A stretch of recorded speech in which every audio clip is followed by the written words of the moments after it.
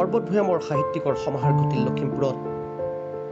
লখিমপুৰ জিলা সাহিত্য সভাৰ স্থায়ী ভৱনৰ দ্বাৰ উদ্ঘাটন উপলক্ষে অনুষ্ঠিত অনুষ্ঠানত দেখা গ'ল এই সুন্দৰ ছবি।